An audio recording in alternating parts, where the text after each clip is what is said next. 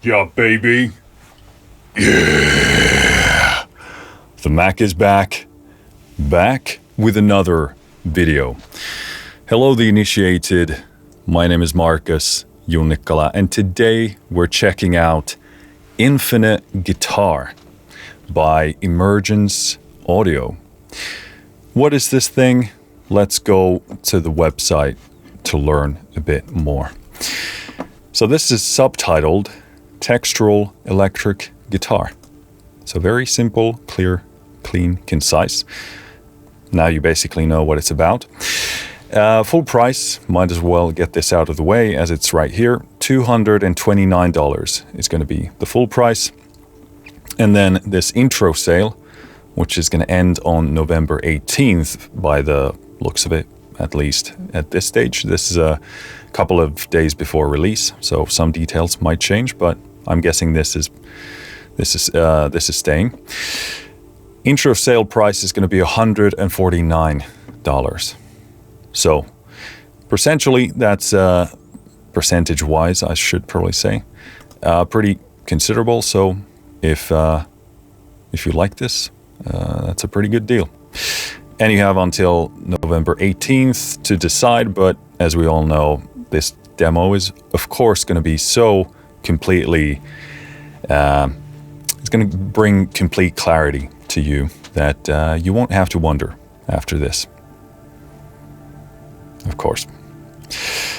Overview, basic details over here, 46 gigs when it's installed, standard 24-bit 48 kilohertz audio, has media learn and automation. Formats are VST3, AU, AAX. Interestingly enough, 8 octaves. For a guitar, that seems like a lot, so I don't know if that's basically like pitch added range. I don't know how that kind of manifests itself. 4,300 samples. 53 unique sound sources. And again, I don't specifically know what that means. It could be basically different types of guitars. That seems like a lot if it is just different sort of guitars. Over 260 presets. Pretty good amount. 100 controls. So this uses the Infinite Motion Engine 2.0, which is basically at the core, as I understand it, of most, if I'm not going to say all, but most Emergence Audio products.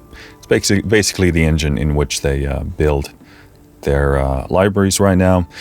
And this uses something called the non-static sampling, which is basically, if I am to summarize it in my own words, based on my experience and understanding here, it's basically that the sampling is done in motion, so that the sample recordings are actually include in them, recorded, baked into it, different types of motion. So you're not going to hear just simple sustaining notes, but rather that in the sample there is motion in there.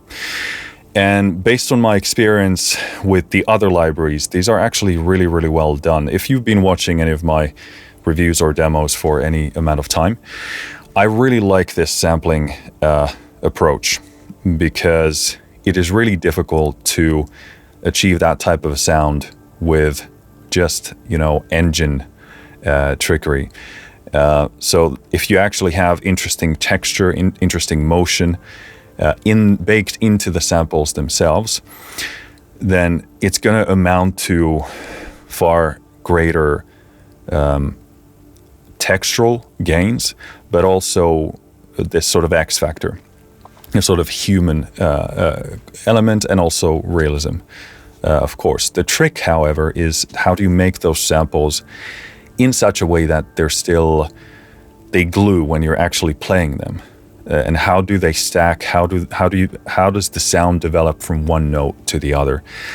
That is the trick. And based on my experience so far, Emergence Audio does indeed nail that. But of course, we'll have to experience this here for ourselves for Infinite Guitar. But that's basically my summary of the principle. Free Contact Player included, so you get that, and it works in the Free Contact Player. NKS compatible, you get free updates, and then you have a manual. We have some videos here, which based on, again, my experience of the videos I've seen from Emergence Audio, I'm sure these are quite informative, clear, concise. So go check those out to learn more. I haven't watched too much of anything because, as you know, I like to give you my authentic response and experience, and due to that, I want to educate myself on the library before I start checking it out to a satisfactory degree. But I don't want to do too much. I don't want to hear too much. I literally have no idea where that bubble is coming from on my screen there. That's truly a complete mystery to me. I have no idea what's happening there. What was I saying? But yes, I like to educate myself to the point in which I do the library justice, but also so that I don't hear too much, so that you get to experience my first authentic impressions on a library. We have an origin story for this library specifically. Infinite Guitar was born from the spaces that hold everything together. The quiet between phrases, the resonance after decay, the moment when sound begins to disappear. So this library seems to play a lot with space. And I'm a big fan of that. I mean, the spaces are what define the notes as well. And giving your music space really gives it space to breathe and move. So this seems like, if this is the kind of thing that I expect, which I think it is, it's probably going to be pretty much to my liking as a library. Where traditional guitar libraries focus on performance, riffs, and rhythm, we tuned toward what exists between them. The breath, the bloom, the slow unraveling of tone. Yeah, so if it is electric ambient guitar, this is the target audience. Recorded and sculpted entirely within the Emergence Audio Studio, Infinite Guitar reimagines the electric guitar as a vessel of motion and stillness, an instrument that drifts between clarity and dissolution. Each tone was captured with patience, transformed through our infinite motion engine and non-static sampling to breathe with organic imperfection. Cool. Then there's also a trademark for Lose the Pattern, which is basically, to my understanding, the principle of sampling and also, I guess, the engine working in a way where you don't recognize that there's actual like a loop thing. Cool. Nice. Then there are some pictures of the studio in which it was done. We got some audio demos, which we're not going to play here, but you can go listen to them. Again, here's some stuff on non-static sampling, which I think I, of course, perfectly summarized in my own words. There's a bit about the sound crafter. So basically, Michael, who built this library. Michael Vignola. I don't know why I said that in my perfect Italian, but that's my best guess. I don't know how you would say that in the US. Vignola, I'm guessing. Vignola. Yeah, let's go with that. Composer driven by an insatiable curiosity for sound in motion. Cool. Founder of Emergence Audio, blends classical, ambient, and electronic elements with intricate sound design. Sounds like my kind of a guy, Michael. Michael's fascination with music began in the subtle, overlooked details, the hum of an air conditioner, the resonance of everyday frequencies. Yeah, I think that's a really like a mark of a audio person. Like you can't help but respond to interesting sounds.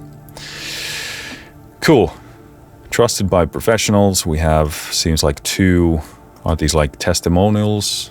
I don't know what the term is, but We got Mark Corvin, The Witch, The Lighthouse, The Peripheral, and then we have Danny Lux, Manifest, Grey's Anatomy. Cool. Nice. And then you have a picture of the interface over here. Then effects page, and then no customer reviews yet because this hasn't released as of to date. So, but I'm sure those will begin to drop in as this gets going.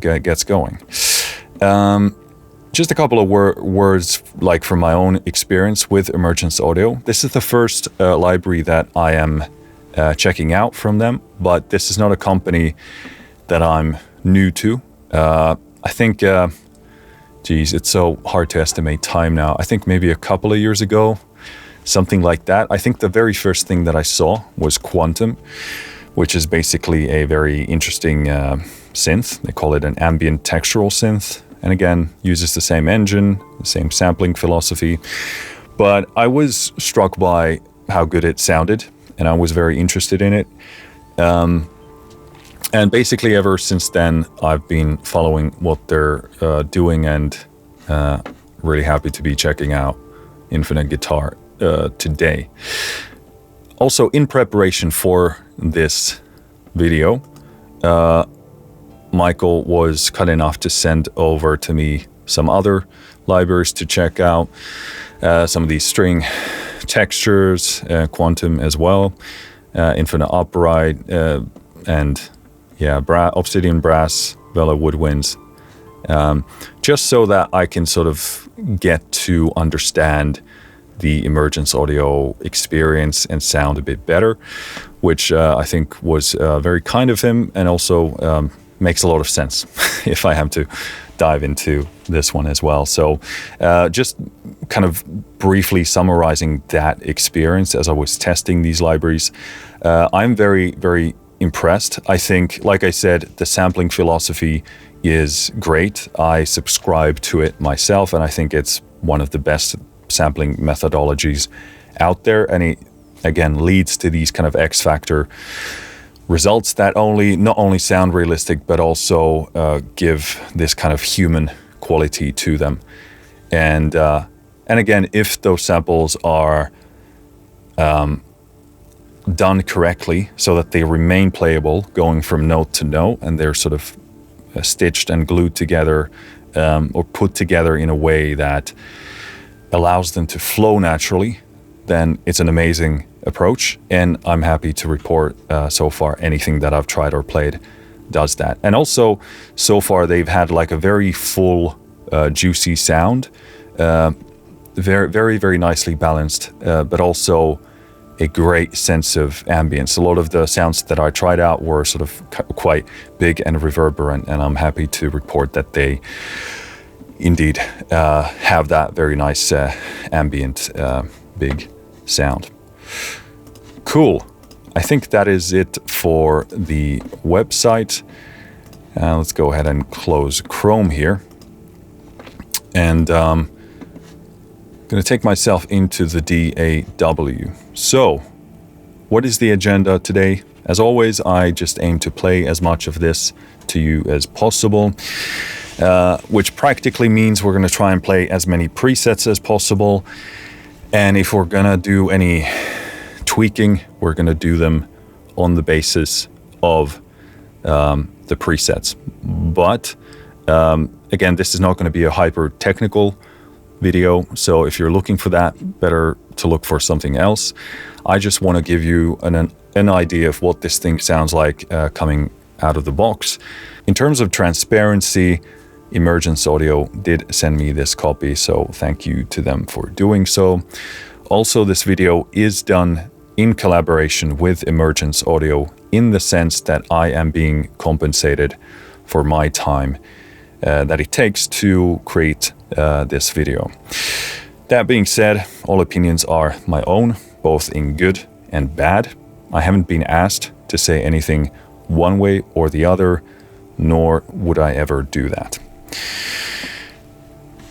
In terms of, I think we might go to the interface next. Like I said earlier, this is a very, very clear, simple layout. Basically, at the core of this, you have two different layers, and you can, as you see, turn them on and off from the power buttons in the corner. But basically, you have two layers of effects. Sorry, not effects. Two layers of samples on each side. You can click on the name here and choose what sample is being played in there, like so. And as you can see in the middle here, we have this big knob that is currently in its automated or LFO'd state. It's moving back and forth. So basically this is crossfading between the two different sample layers. And this is really the basic core principle behind this engine. And also I have turned on the info bar down on the lower level of contact. So when I'm hovering on something, you can read there what the control does. And I'm actually happy that Emergence Audio has included this, because not all companies do this info thing when you hover on stuff. So happy to have it here. But basically, you have those two different sample layers, which, as we touched on, in of themselves have motion baked into the samples themselves. And then in addition, this engine is sort of going crossfading back and forth between those layers. But of course, you can control this crossfading in a number of ways here. Both sample layers have an ADSR box there, so you can do your basic ADSR adjustments. In the middle here, on the crossfade, you get your volume controller here. This is kind of like I don't think I've ever seen a visual solution for this in a way, but when I grab this left side and pull it down, yes, we can see the volume slider there change, but you can also see this box sort of become translucent. And that's maybe a bit hard to visually track where the level is going. Of course, we can see the read there on as well, so that helps. But this is certainly an interesting thing. I think it's sort of like a visual stylistic choice. I'm sure some people like it, some don't, but yeah, it can be sort of visually difficult to map the relative levels between the layers if it's done in this way, or you simply need to keep an eye on the decibel levels, which is what I would do in this case. So basically, yeah, this is called an attenuverter, which basically this controller, this box under the main big knob, so sets an LFO percentage relative to the master LFO by click and hold and dragging the button up or down. So basically, yeah, like so. This is the LFO link button. Connect the selected parameters to the master LFO to control the intensity of the depth individually. Cool. Okay. And again, same thing here. You can do that individually on this, on each side as well. You can turn the LFO on or off. You got, in terms of the waveforms for this LFO, you can choose sine, tri, saw, square, or random. Cool. Nice. You can change the rate of it. You could change the depth of it. So pretty basic stuff in that sense, but it's very very powerful, and very little adjustments can amount to a lot. Also, for each sample side, you get a high pass and low pass. You get cutoff, resonance, panning. So pretty basic stuff. And also you can control the velocity down here. So adjusts the intensity of the velocity sensitivity. Makes sense. This is a pretty much appreciated control in case you don't get like a perfect one-to-one translation of how you want to express velocity in this library with your specific keyboard. You also have an effects page, convolution, delay, width, phaser, rotator, chorus, lo-fi, and then we also have a TP saturator. Makes sense, tape saturation. Yeah, I've just never seen anyone call it TP. Makes sense for a library of this style. Tape saturation tends to be one of the best choices for a lot of ambient stuff. It has like this very nice distortion quality that is very even and sort of blankety, but simultaneously nice and soft enough. So cool. That's pretty much it. Next up, we have to choose our approach of how we're gonna go through this library. As it said, this seems to have over 260 presets, so realistically, we're not going to be able to play all of those. I'll try and sample or show as many of those to you as possible. As mentioned before, in Contact 8, you luckily do get this preview option where we actually click on a preset and it plays a short bit of that. So that allows me to at least demonstrate very briefly more sounds to you. But once I hear something that really speaks to me and evokes an idea or something I want to explore, then we'll open that preset up and play it. So in terms of the library structure, the folder structure, you click on here and you see an option for all banks, which basically gives you all of the presets in alphabetical order. Now, we're not going to navigate through this library that way because that would not be terrifically useful for you. Instead, we are going to go through this in folders, and that way you can also find timestamps for whatever you're looking for and navigate this demo or review easier. And also look for the kind of things that you're specifically looking for, and if this delivers on that front. Basically, you have something called Afterglow, which has an all sub-banks and a tails option. Experiments, infinite drones, infinite pads, pulses, and swells. I think we're going to start with Afterglow because when I was simply looking through these to get an idea of what's actually in here, Afterglow seemed to have a lot of very nice, kind of more guitar, still recognizable guitar sounds. And I want to start there just to get an idea of the maybe the more guitar-leaning aspect of this versus something like drones or pads that can be basically unrecognizable in terms of, is that a guitar or not? So this hopefully gives us a good idea of the kind of basic sound of this. So let's start from the top and go from there.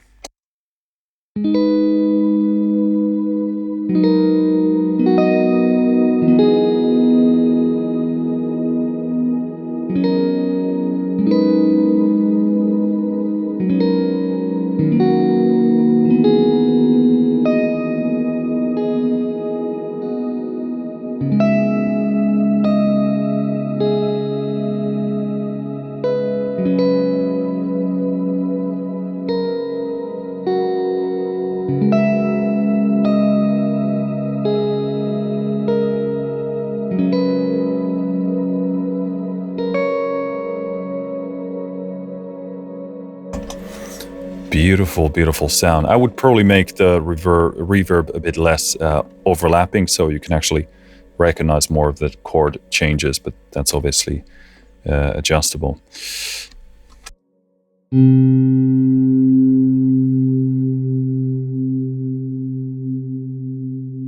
So yeah, it seems like some of these are like the tail option, so I'm guessing that's just like the tail of the sound.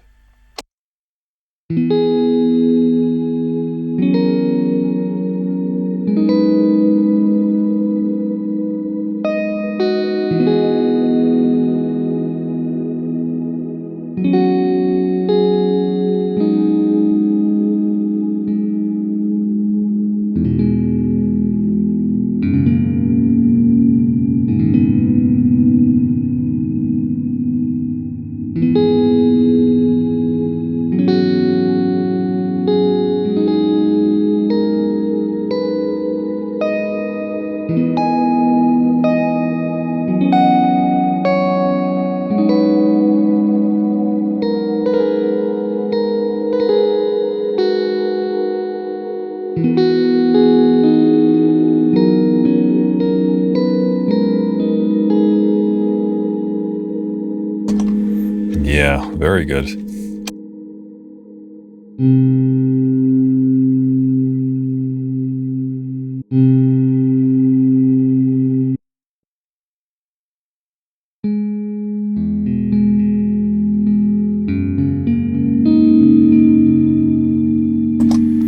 Gonna keep an eye on that limiter. Like I said, when you get these ambient sounds, there can be a lot of like frequency buildup, especially into that reverb. So we got to be careful.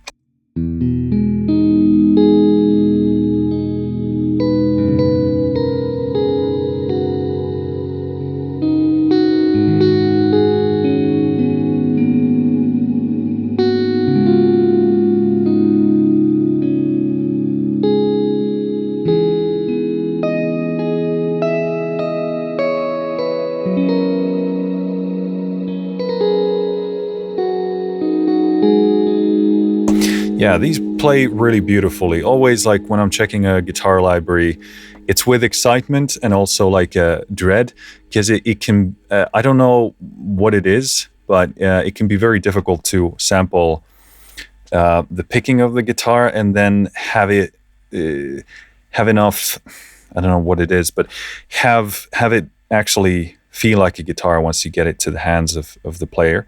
This really like it. I'm actually like picking this guitar here, so super nice.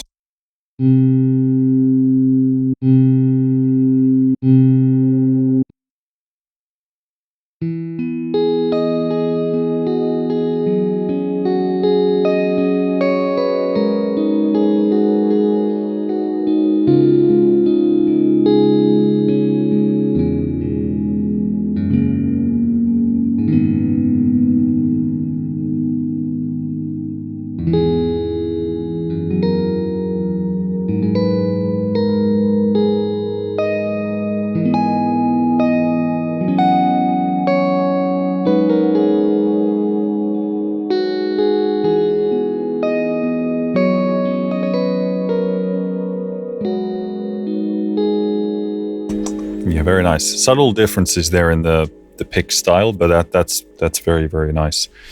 Yeah, this just like plays super effortlessly. Can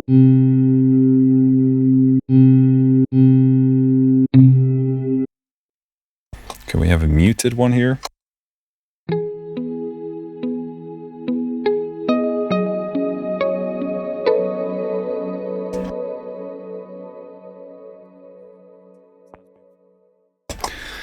Gotta play that right, but sounds beautiful.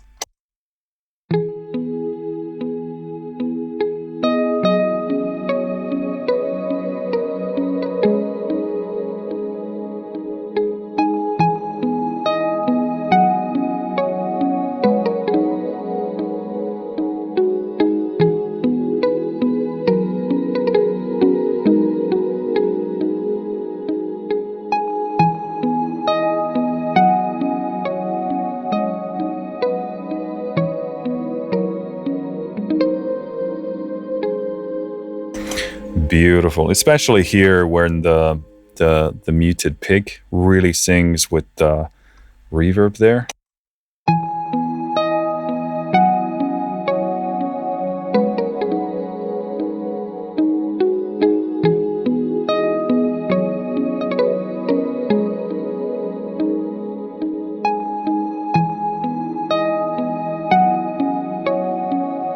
Especially in that range, like this, you kind of you get the pluck and then the beautiful kind of blooming of the reverb. So that's really cool.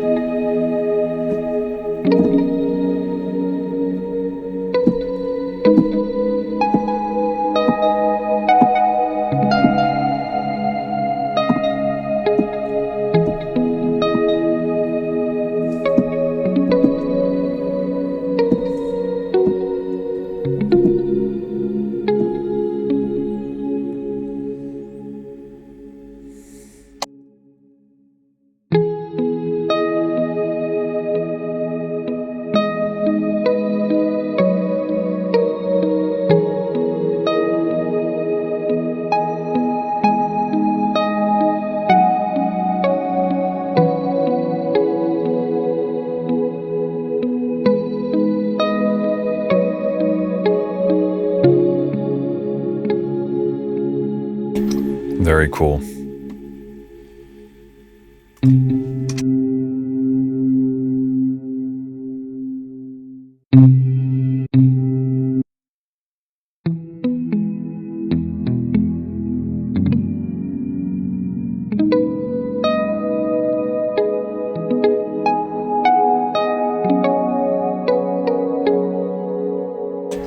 All right.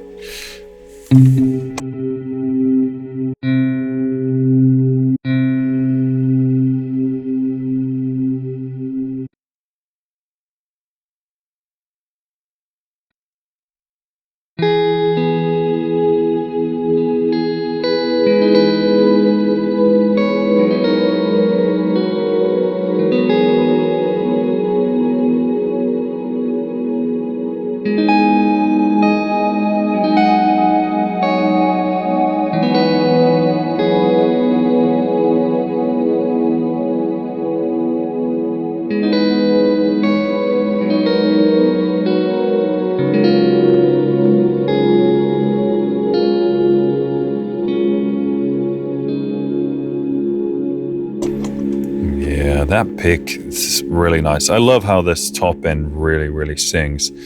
They nailed that. I haven't been playing a lot of low stuff here because this is kind of reverb heavy, reverberance heavy.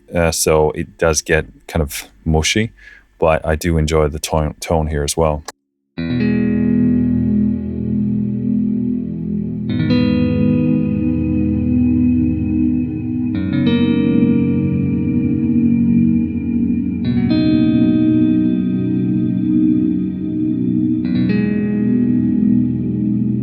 I do really like it that they go stylistically very hard into the big reverb sound. And this has been my experience with the other libraries as well.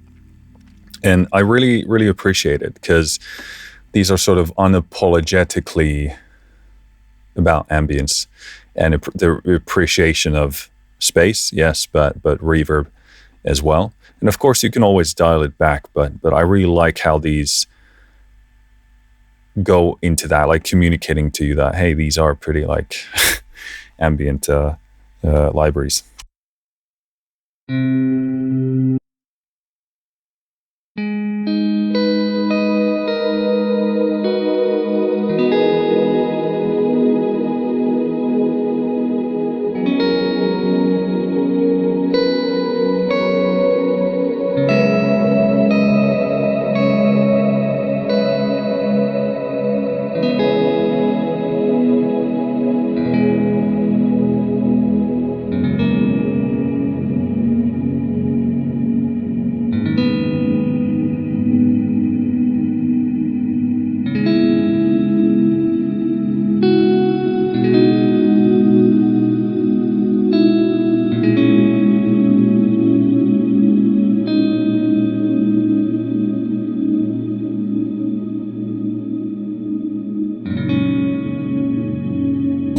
Can really find the chord that I was thinking there. Cool. So that's just about what Afterglow does. Let's move into, we'll do infinite pads next. And start clicking through these.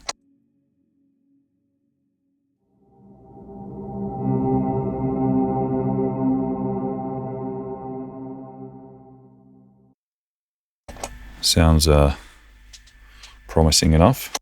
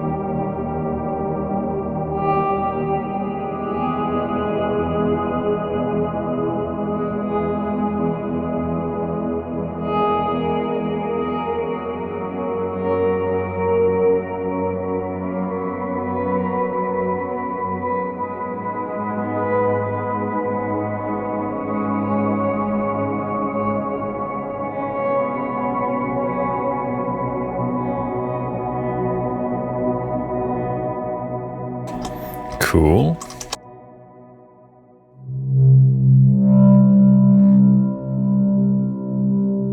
Okay, a little bit of limiter clipping there. Let's do that one.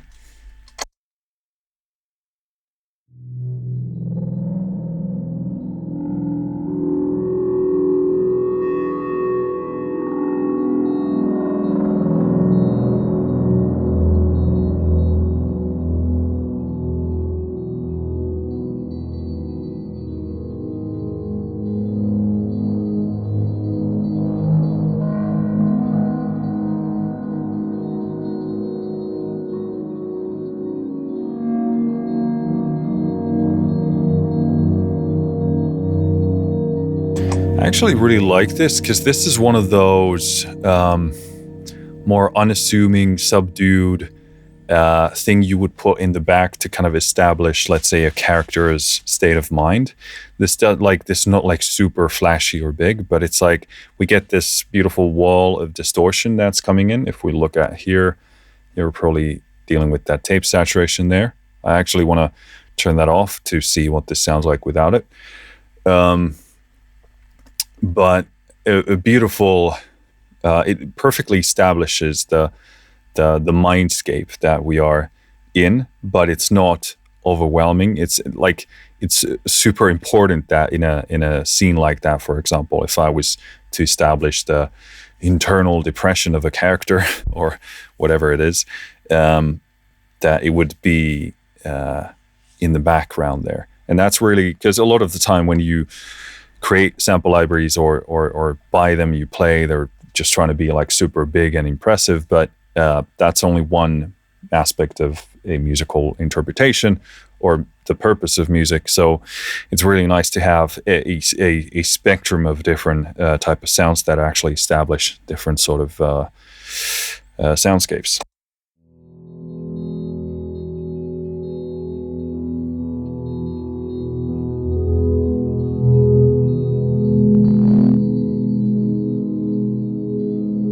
That was the limiter.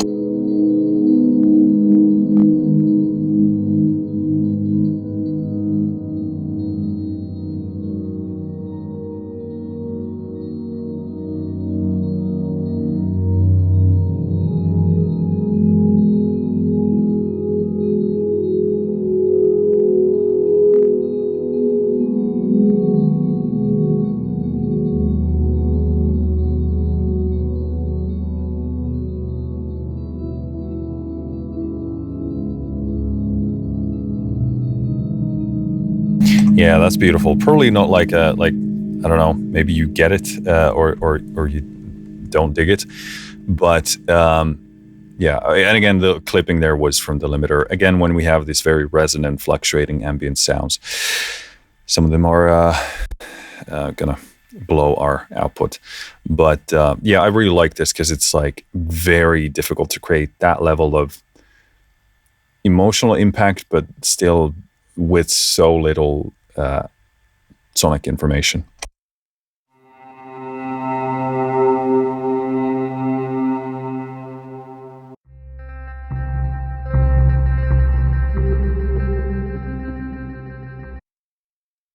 That's pretty interesting. Let's load that up. Sounds like there's a drum there, but maybe it's like the microphone on the guitar being smacked or the body of the guitar. I don't know how that's sourced, but...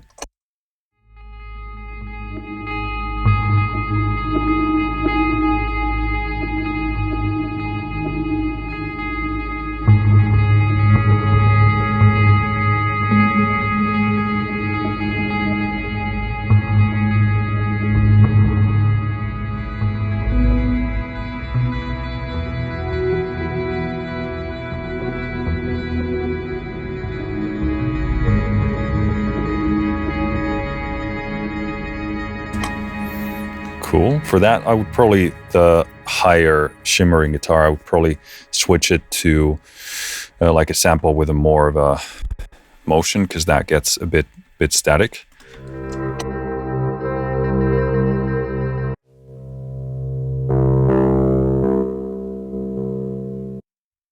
Let's check that out. It has an interesting distortion thing happening.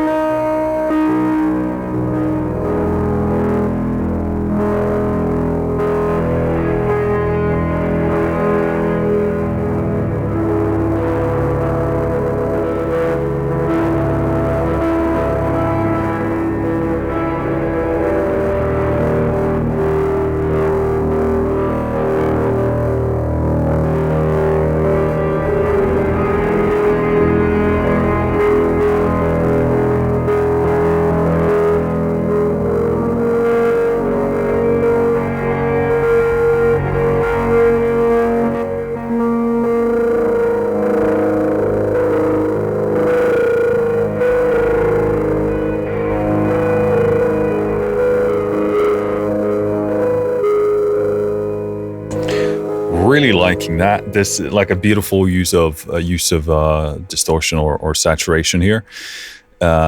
I love that kind of like a wall of distortion. This also beautifully sings with the incoming signal, actually having that kind of like impulse to bloom into that distortion. And again, this has like that beautiful, obviously this was far more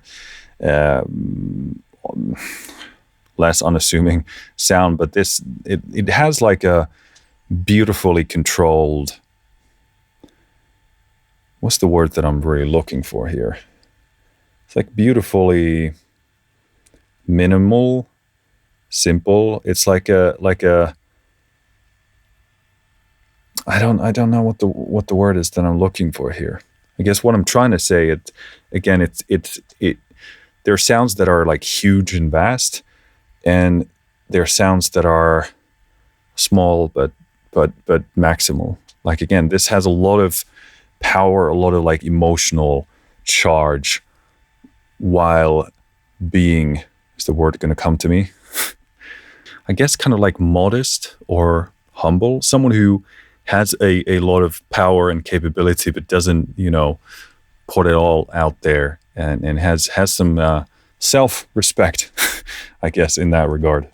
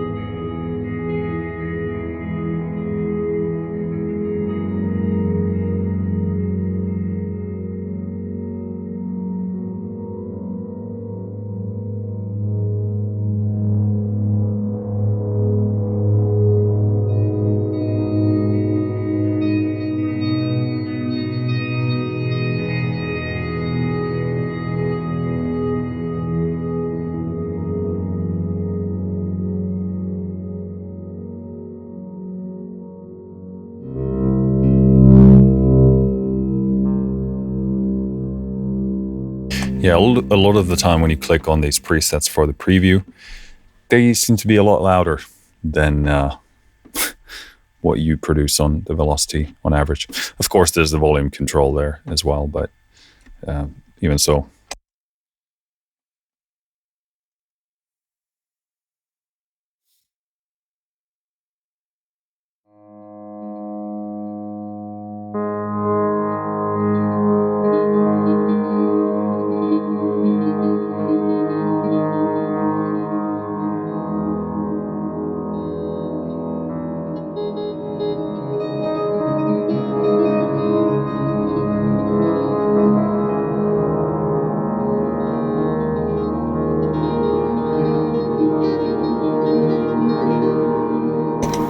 Interesting, has kind of like a organ / harmonium type of a tone.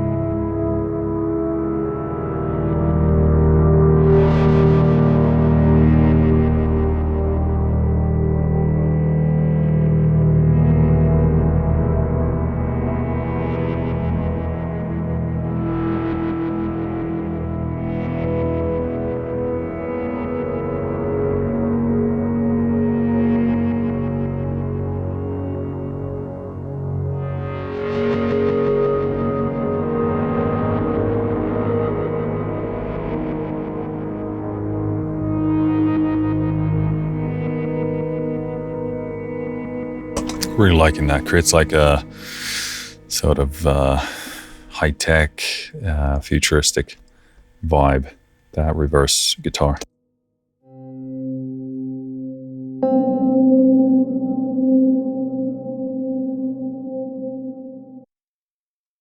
Interesting accentuated pluck there.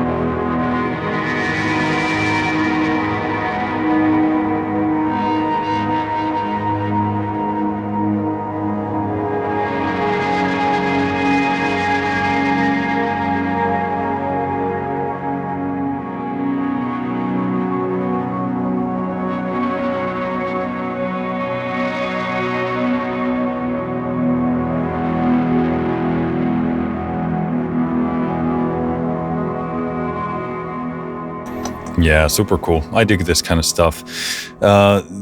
Clearly have that kind of a similar taste to mine when it comes to saturating some of those big pads. It just creates a beautiful like push and pull because you get this beautiful, lush, like heavenly ambience, and then this kind of distortion hugging it every once in a while. It kind of reminds you of the brokenness and the difficulty of life, if I may be as poetic as I just was, but I mean it. Like seriously, that's the vibe that this kind of stuff gives me, and I love it. It's amazing.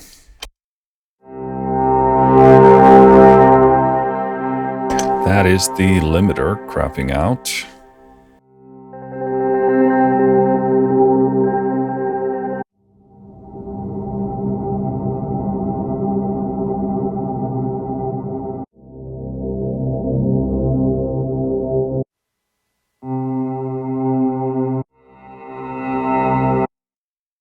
I just want to check all of the ones with the similar names and which ones to check. I think we're going to do 1 and 2.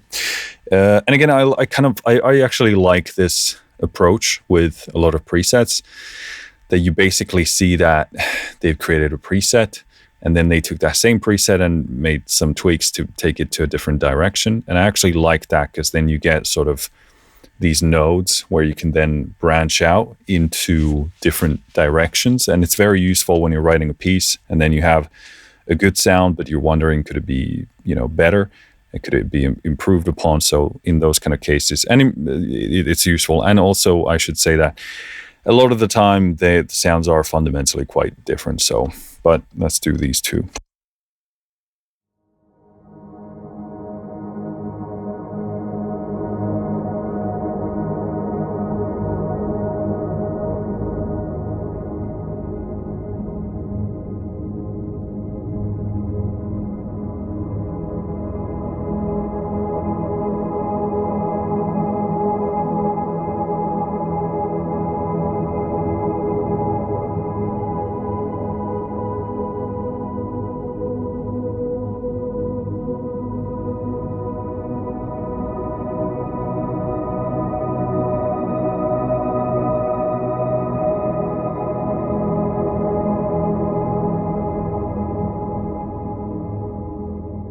Yeah, beautiful space pads. Let's do this other one. It's kind of a different style.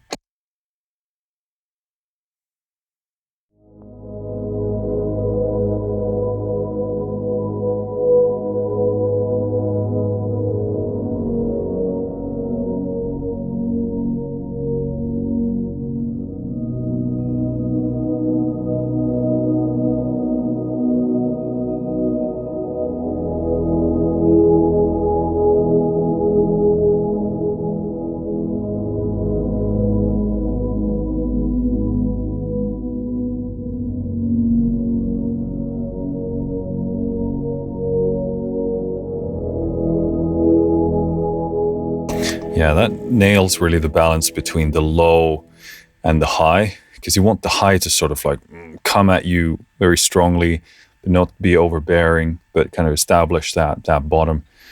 So that's really cool.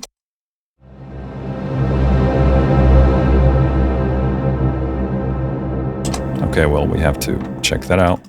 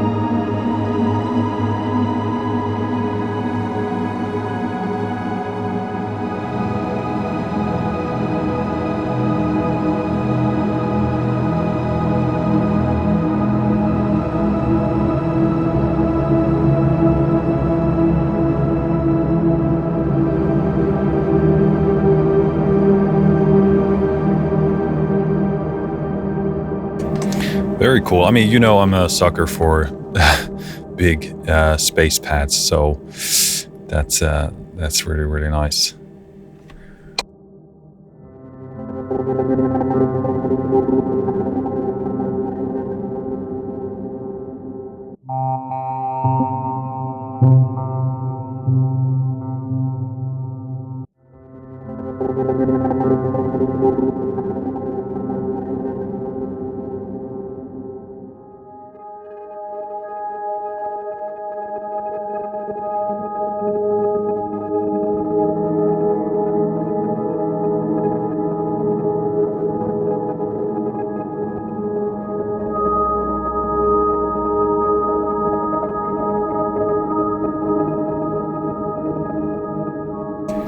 Cool. I think that's the first time I heard there was like some harmony content in there.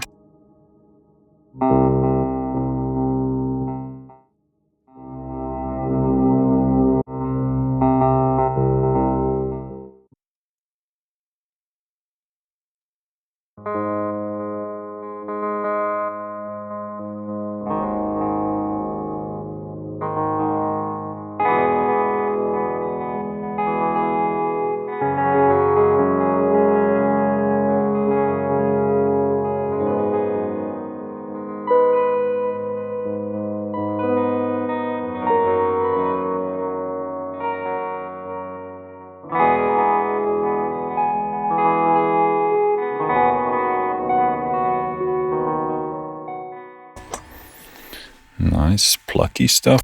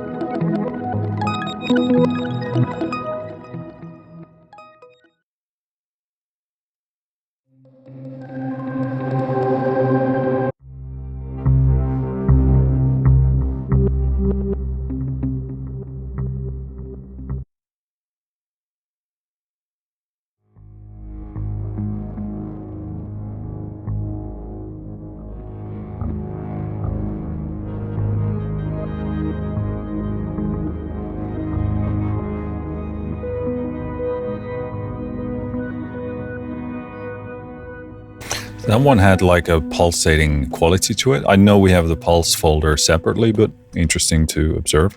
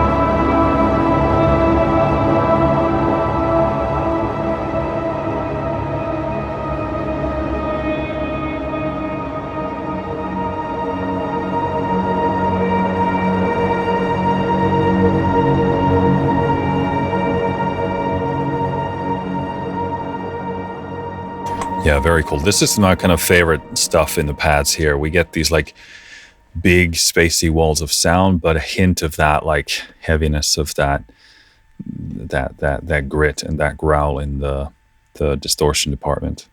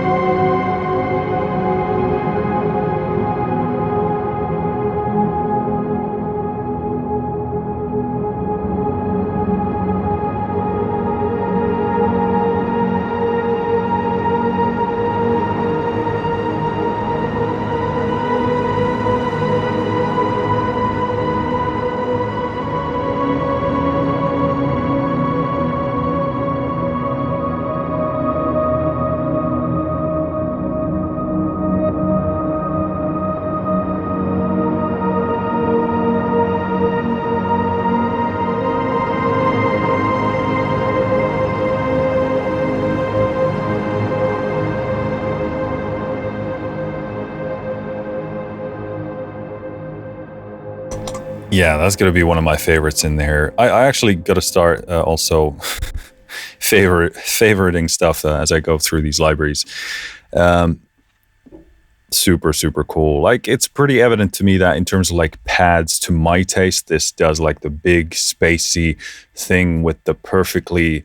The low end is like, there's a specific type of rumble.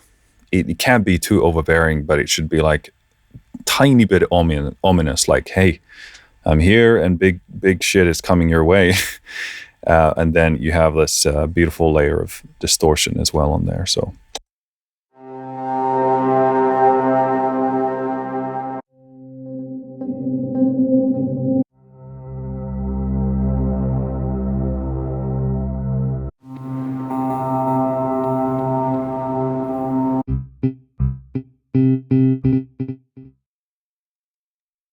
okay, I gotta check that out.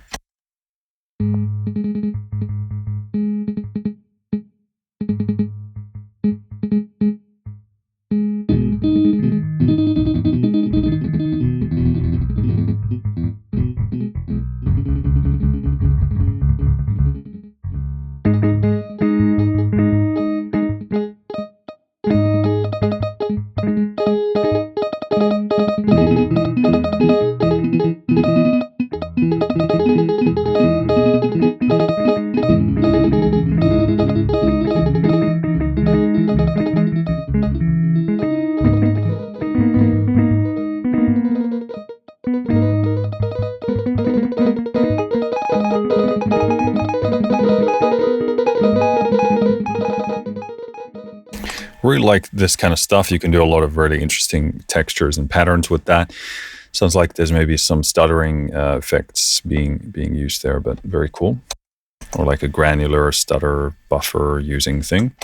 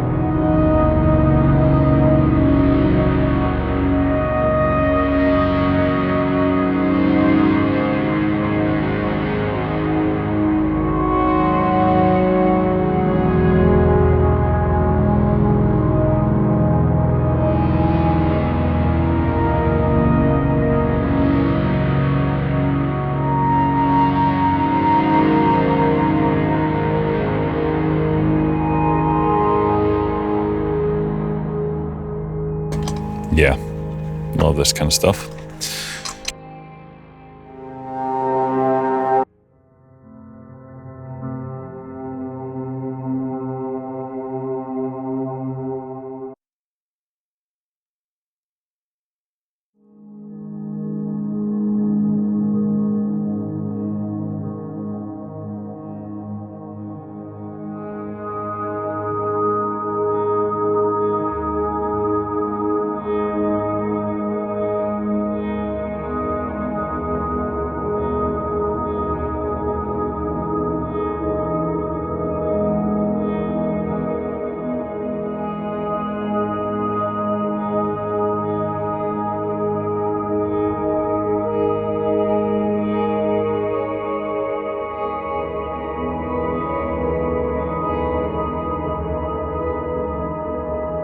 Sounds there like there is some pitch changing elements. Oh yeah, it's this odd world layer. So that does it. But I would probably go in there, switch that with something else and tweak it into something I can play harmony more consistently with, or more clearly, I guess. But beautiful. That has like a beautiful, I could just kind of like lose myself into that. I'm actually going to favorite that, but probably going to save it as a new thing once I've tweaked it. But yeah, you can just lose yourself in like that wash of ambience.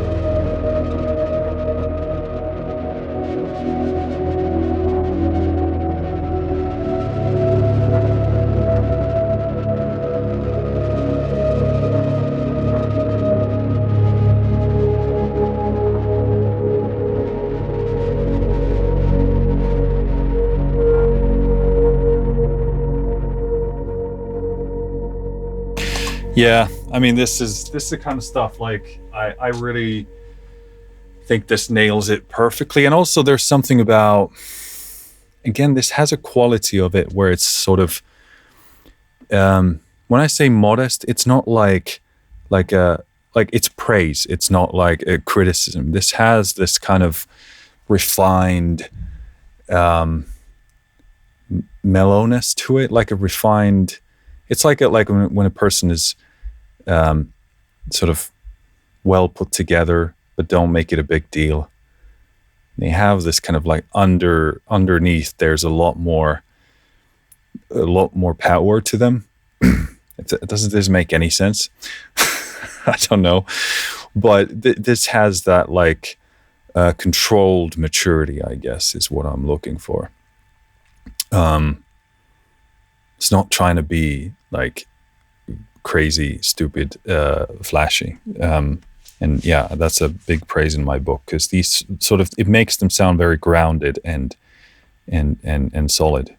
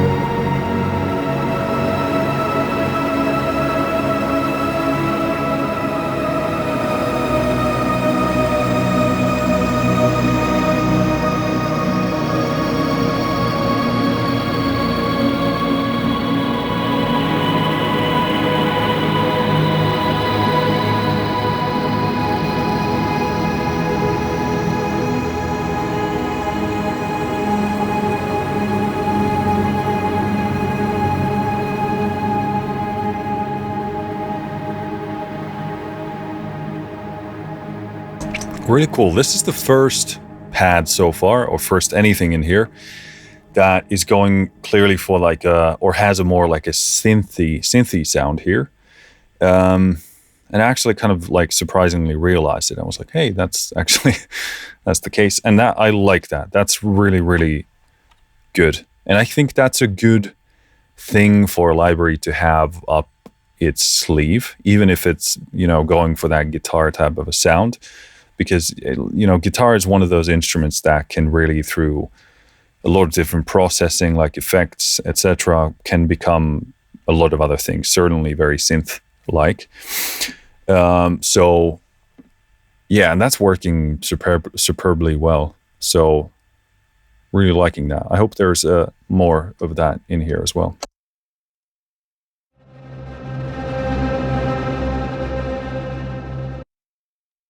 Yeah, this actually sounds like a similar-ish thing.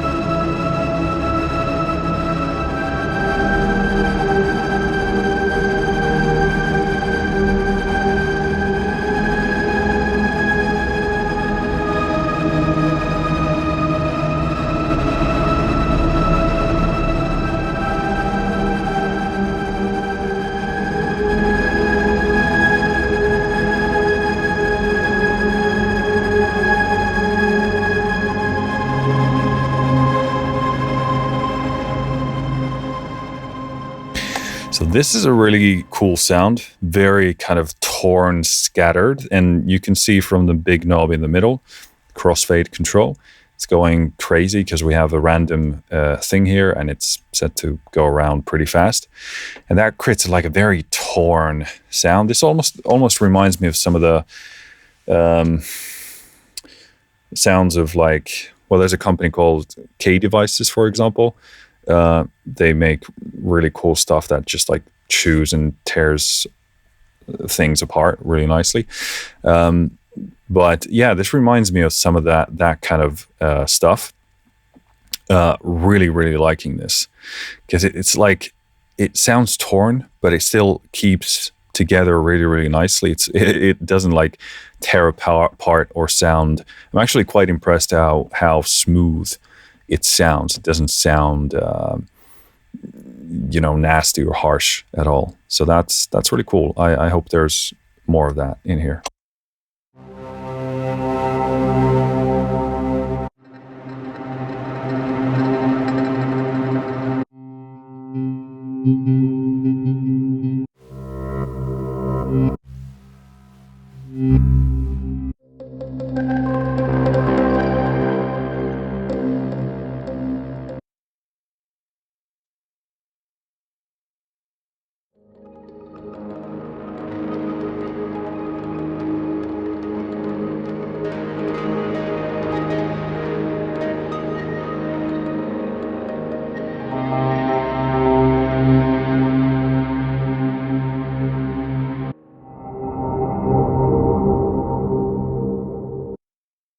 Ooh, I got to do myself some dark ambient here.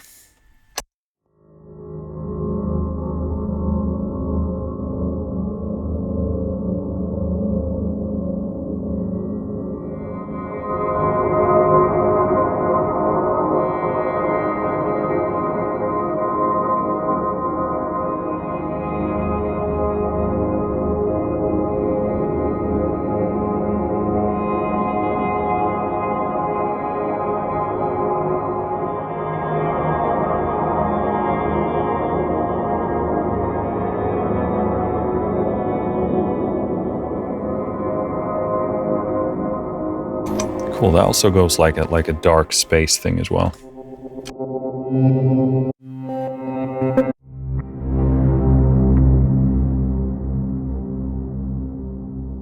Okay, let's do one big ass pad before we change folders.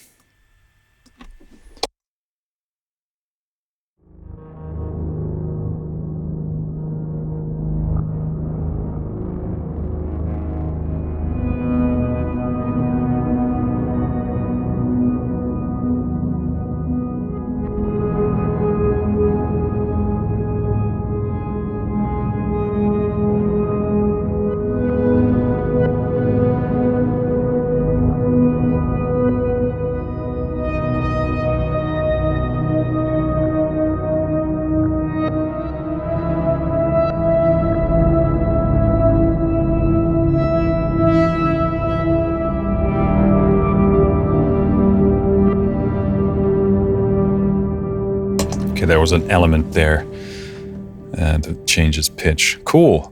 That was infinite pads. Let's actually move into pulses here to get some bit of a different movement going within this demo, so we're not droning the entire time. All right, moving into pulses.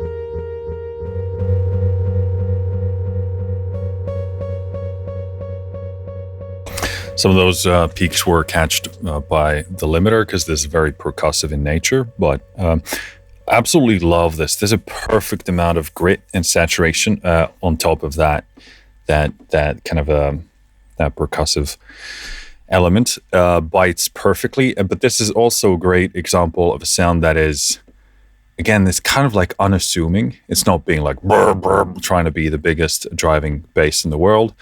It's kind of like minimal, subtle, unassuming, and then it has this perfect distortive edge and bite to it.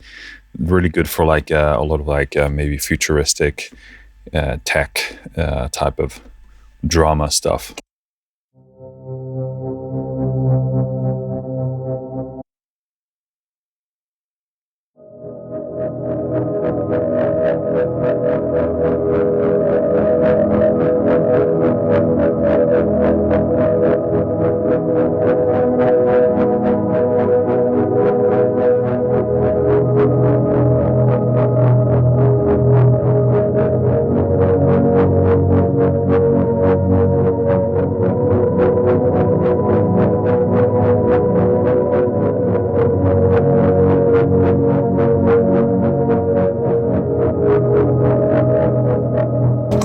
Very, very cool.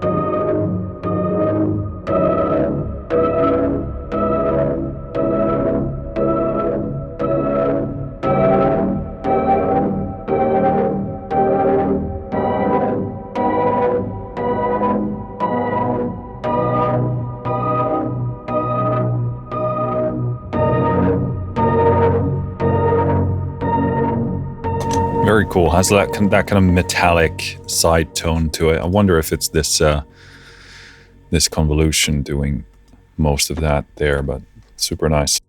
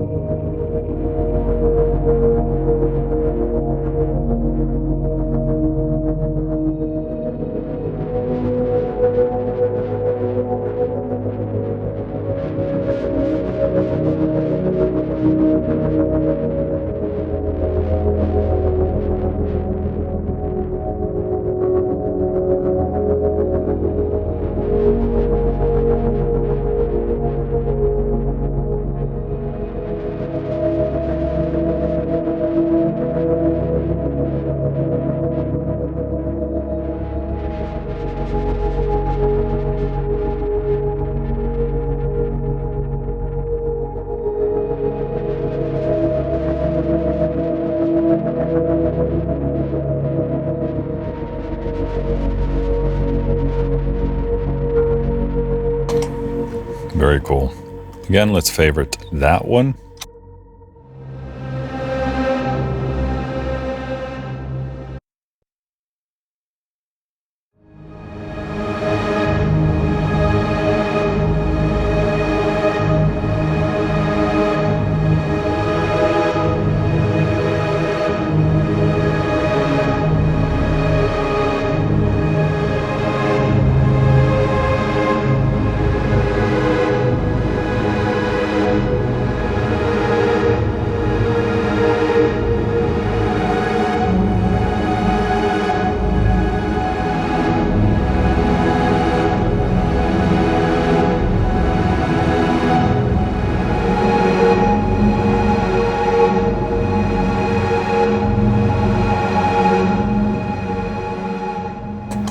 Yeah, very much liking that.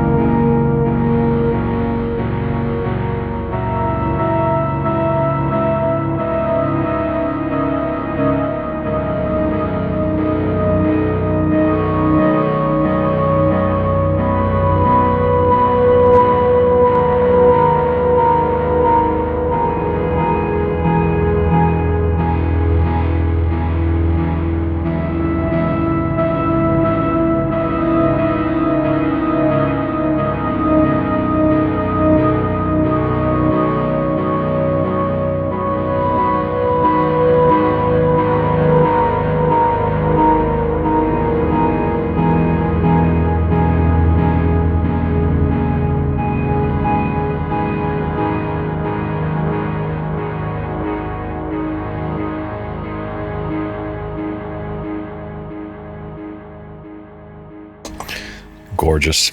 Yeah, I really like these kind of pad pulse hybrids. They bring a really cool vibe. Again, this is such a great example of how that distortion saturation works so well with these kind of sounds if you're into that kind of a texture, but having this big wall of sound and then having it bite to this saturation is fantastic.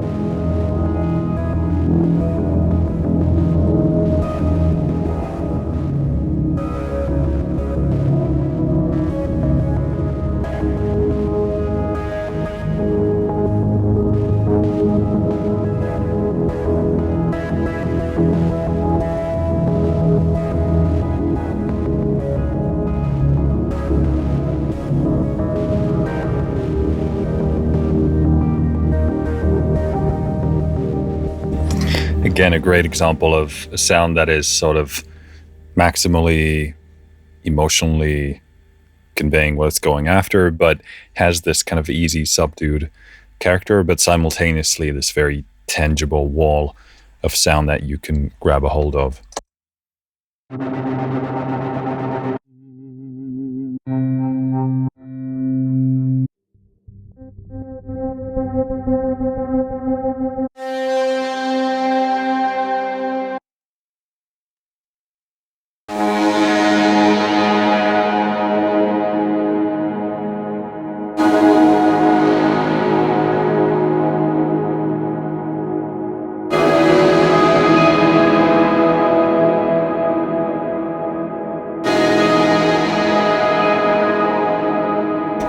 Pretty cool sound. Contact is still clipping, even though nicely by default these are set to -6, and I have no additional gain on here.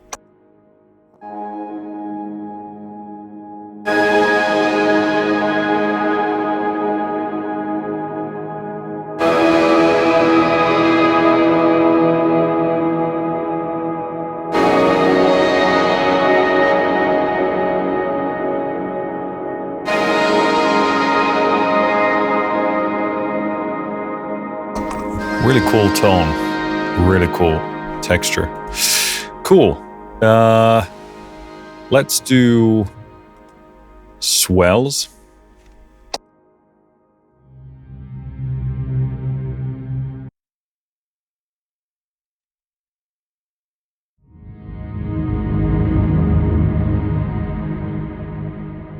Ooh, that's nice.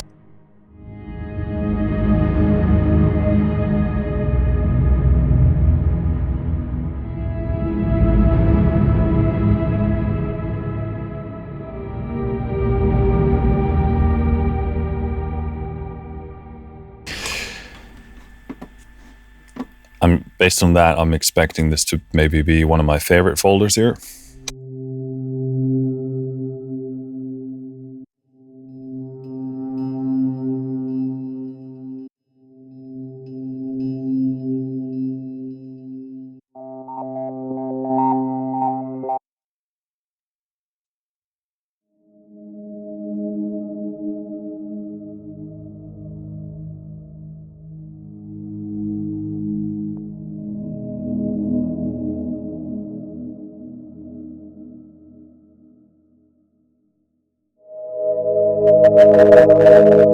Okay, yeah, that's the limiter clipping. Okay, the top end is way louder than the mid.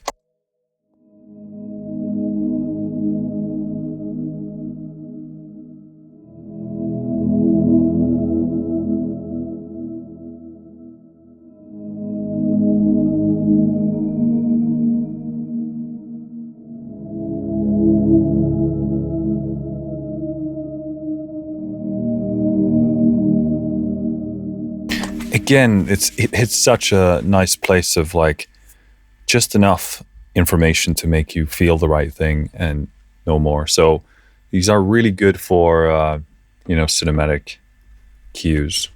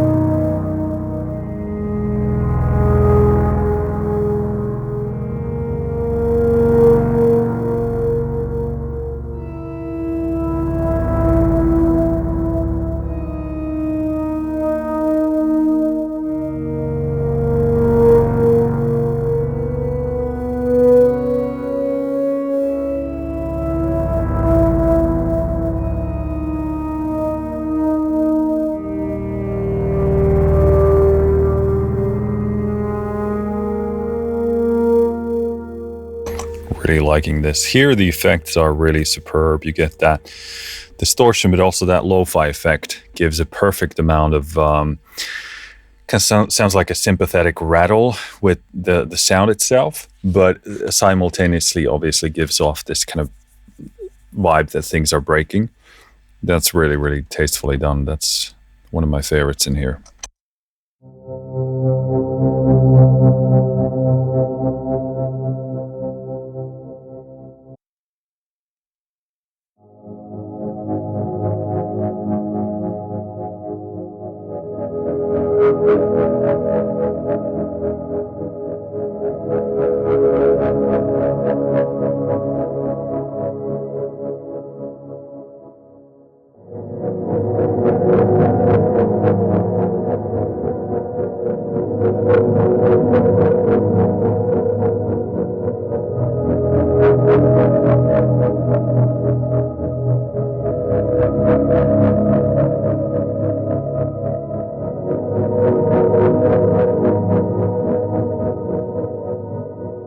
Yeah, again, beautiful, beautiful pairing.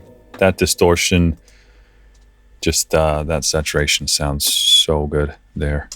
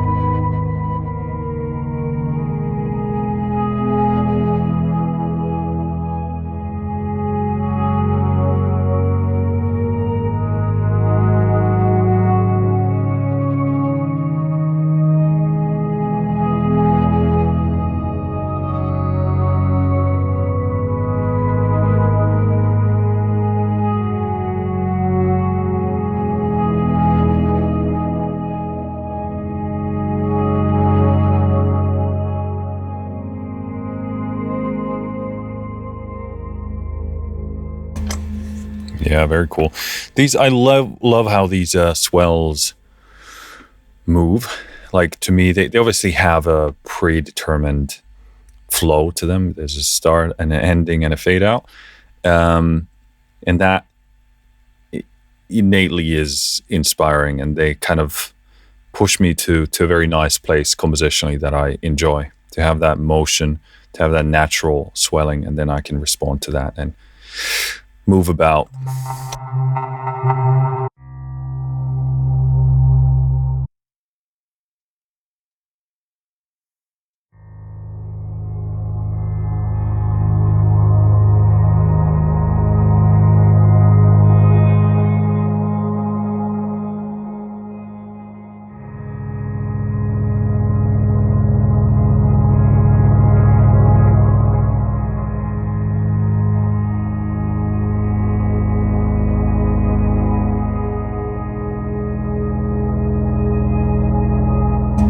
Yeah, very cool.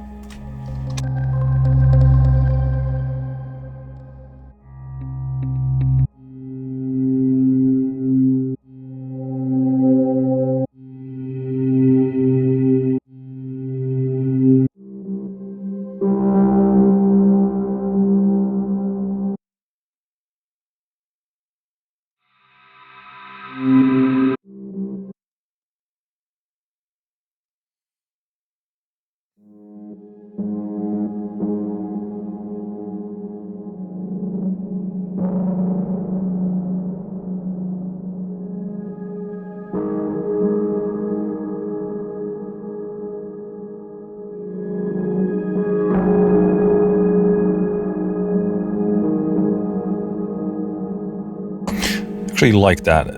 I don't think of that as much of a swell, although it does have partly that structure. Kind of something between like ambience building and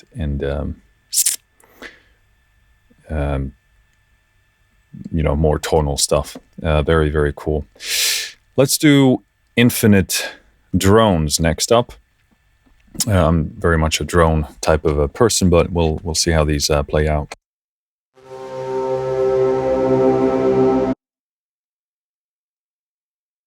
A dream within a dream. Interesting.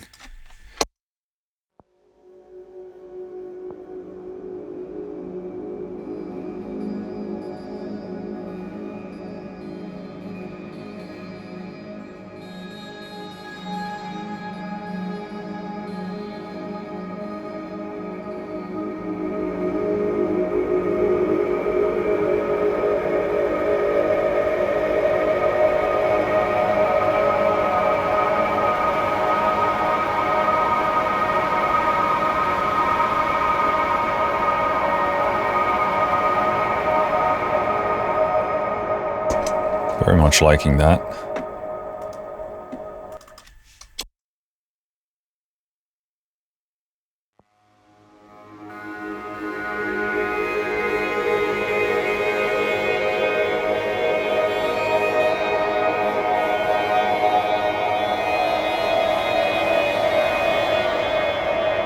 Yeah, that has instantly like a cinematic building vibe to it. That is the limiter crapping out because we're pretty loud.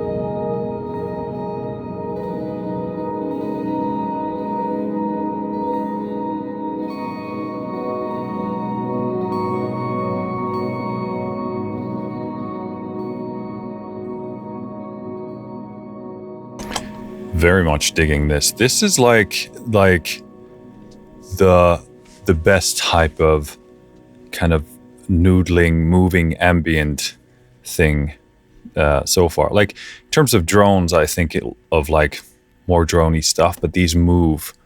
There was a lot of like very nice movement there. So of course there's overlap with the terminology, but.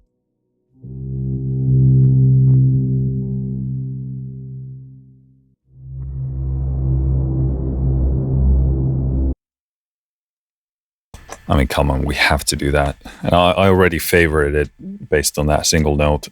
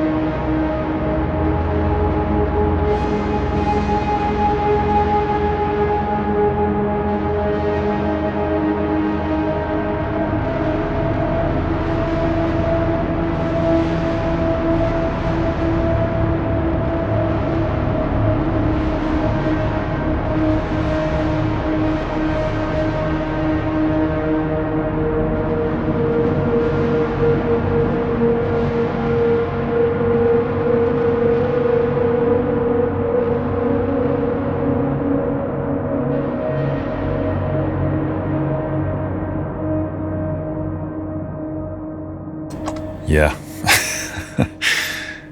Amazing. This might be my favorite folder so far. I mean, these are just really love this broken style.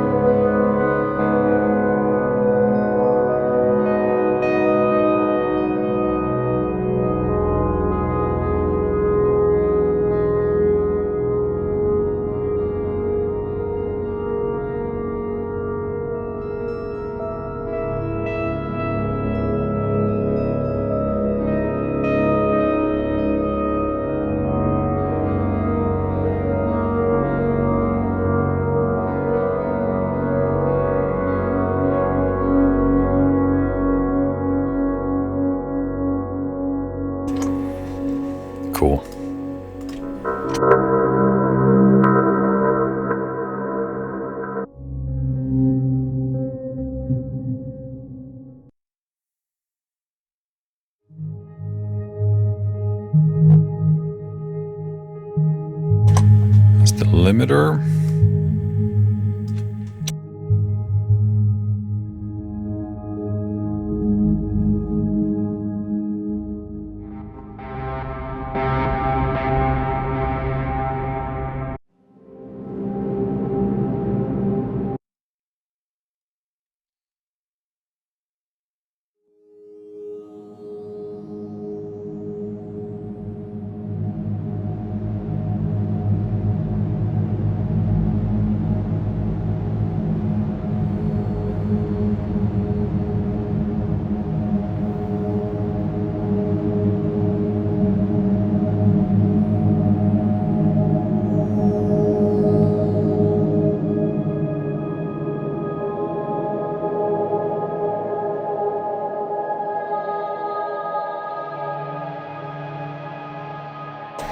Yeah, we have that layer with the other pitch in there, so can't really harmonize reliably with that.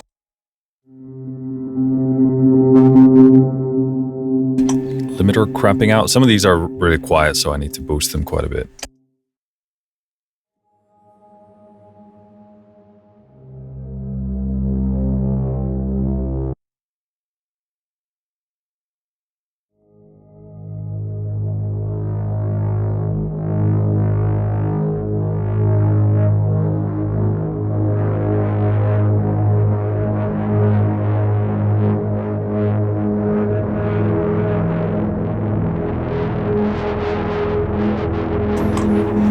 Yeah, I mean, I think you get the point. These are really good.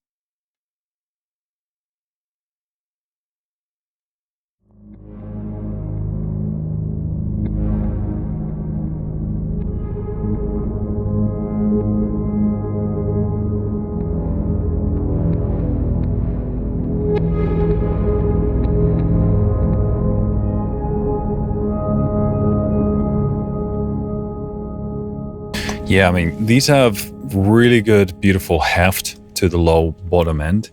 Sit very nicely. They're just enough like ominous and heavy to give you that that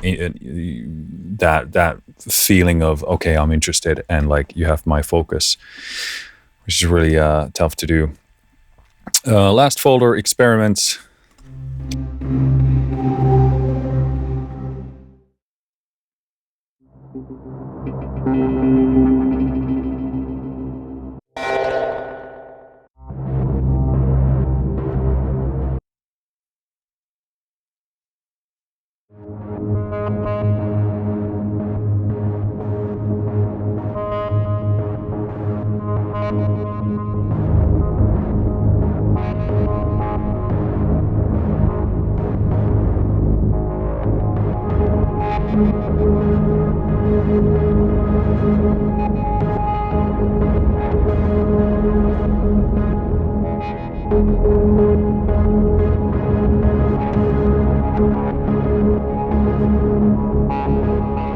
Very nice. This is kind of like a pulse-like thing, but I understand it's maybe more rhythmic based than pulsy, I guess.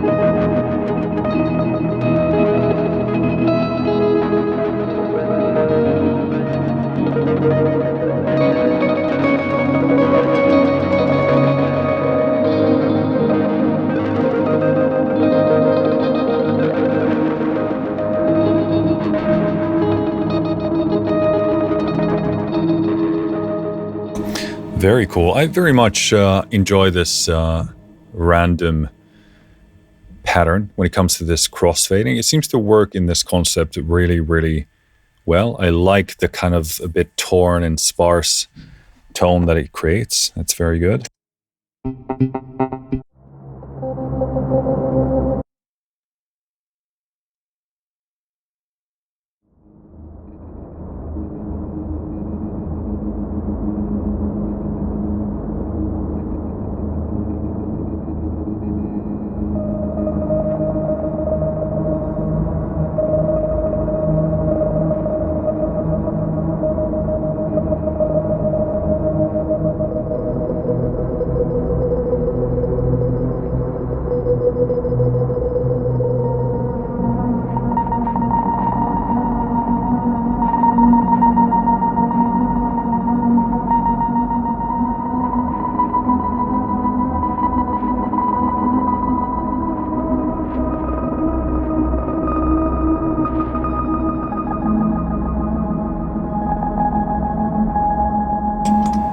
Very cool. I think those kind of choppier things work really well in this.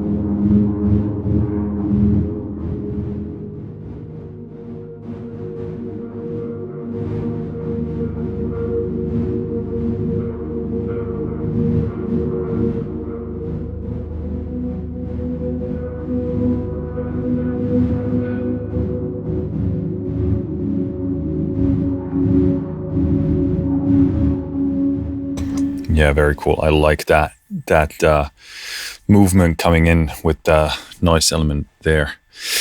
Cool. I think that was all of the folders. Not sure if there are things outside of that. I mean, looking at this All Banks folder, I think some are catching my eye that don't look super familiar. So I wonder if some of them are beyond the folder structure there. But regardless, that's it for today's demo. Plenty of stuff, hopefully, that we checked out regardless, even if there are some in here that were not in some of these folders. But to summarize this, so the Afterglow folder, I actually really love the kind of just the basic guitar sound of this, which seems like, at least on this folder basis, where you really get those things, the more, actually hearing the different picks of the guitar and having the guitar sort of prominently as we know it being presented, the electric guitar, that is, of course.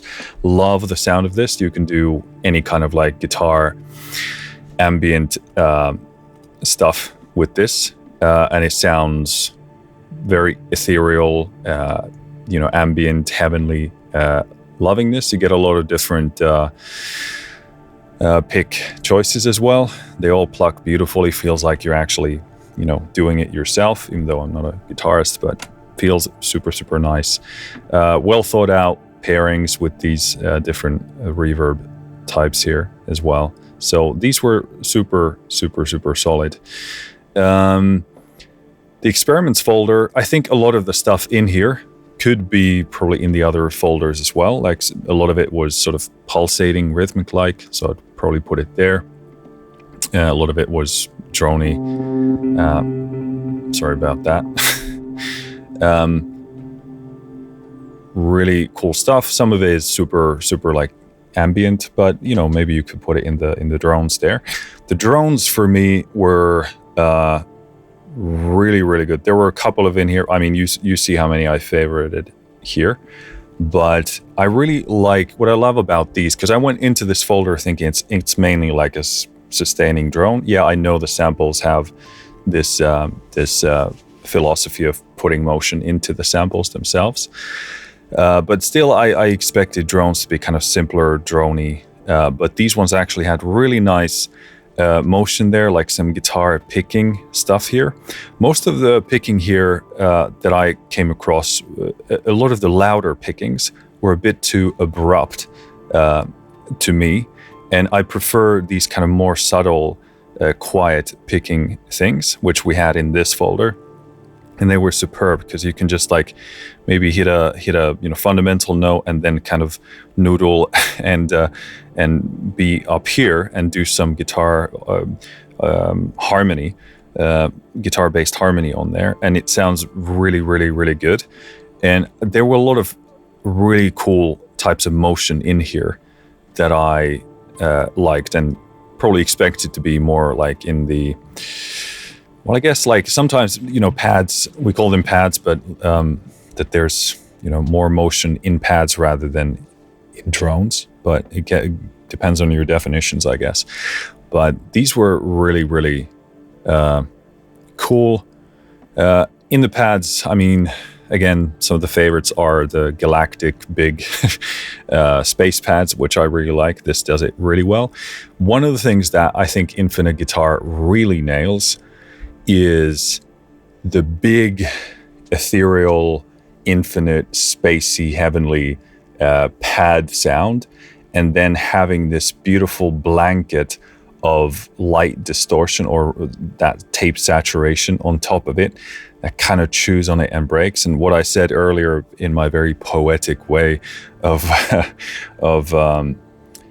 having this beautiful, ethereal, heavenly ambience kind of remind of all the beautiful things about the world and perhaps beyond it.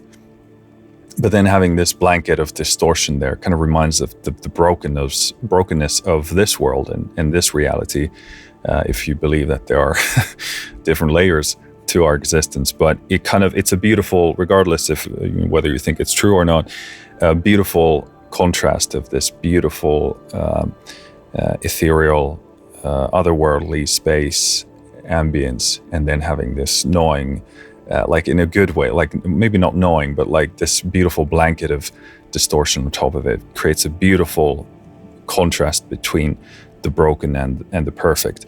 And I really, really enjoy that here. They absolutely nail that sound to my taste, like 100%. Like I enjoy this combination of elements a lot, like big spacious pads and then having this layer of distortion on top of it.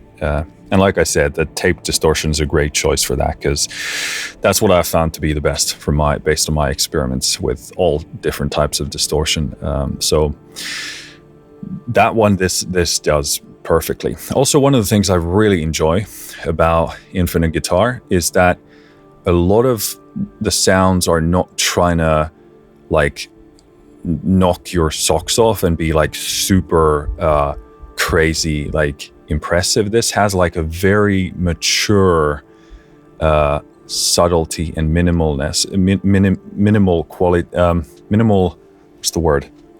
minimalistic style to it, and also like a slightly understated tone. And again, that's a praise. I don't mean that as a criticism, but it's like this maturity to it, that it can say a lot without doing too much. And that's why a lot of these sounds work really well if you're working on a movie and you want something that creates a feeling, an ambience in there, but you don't want to have like an overwhelming wall of sound. So you can really say a lot with a little with this thing. And this can do what's actually really hard to do in sound, which is to do this subtle in the back, down below, emotional presence, but then not take up any more space. And that's actually really difficult to do in audio. So I commend this for being able to do that. And this is really great for, I can imagine if you're like scoring for any sort of drama or, certainly sci-fi and stuff like that. But if there is like a drama type of tension that you want to create, you want to have something that does exactly the job but doesn't distract any more than music has to, which is, of course, we don't want music ever to get distracting. We need it to be complementing to whatever it's paired with, assuming that it's paired. But yeah, this has that exact slot where it slides into, and it's like, yeah, I got this, like this, I got this cue, don't worry. And yeah, that's really hard to do. So wanted to mention that as well. Pulses are really good. You can get a lot of like driving elements from here. And also like in the drones, we also had some pulsating elements, but I actually really enjoy these because these aren't over the top. These were, for the most part, more like pads with a bit of motion, pads with like a distinct something driving it forward. And it's a really, these sit in a really nice place because of that, because this could be taken far more what I would consider to be overboard, maybe for this library. They're like having something like burr, burr, burr, like something very distorted driving forward.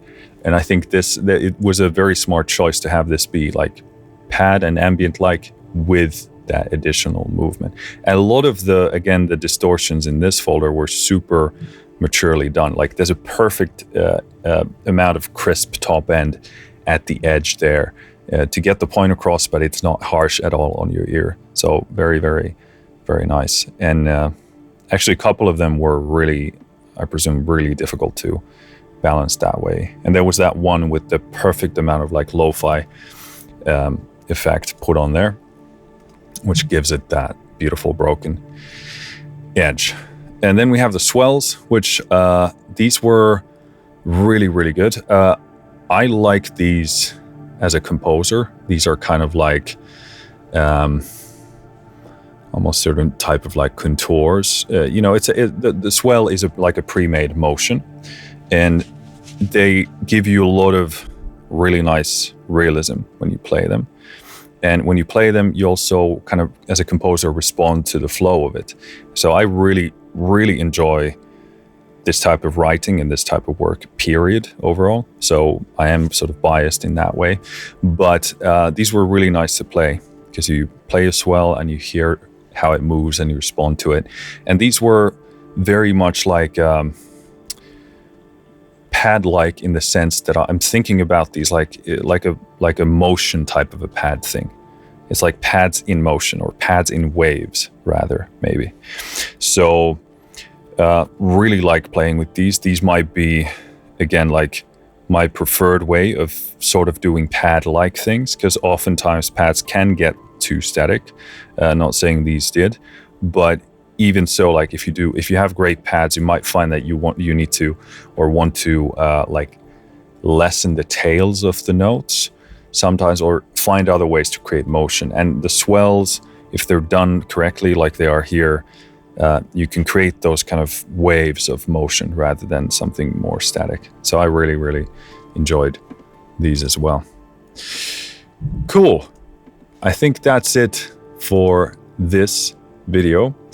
This should be out now today when this video is out. So if you already grabbed this, let me know what you think. And if you're still only watching this video, certainly let me know what you thought. So thank you for listening. Thank you for watching. I'll see you next time. Finished.